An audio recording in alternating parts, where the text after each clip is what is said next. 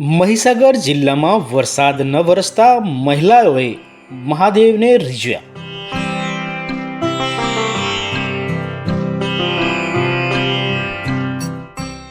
લુણાવાડાના વેલણવાડા ગામની મહિલાઓ દ્વારા નંદકેશ્વર મહાદેવ મંદિર પહોંચી શિવલિંગ પર જળાભિષેક કર્યો.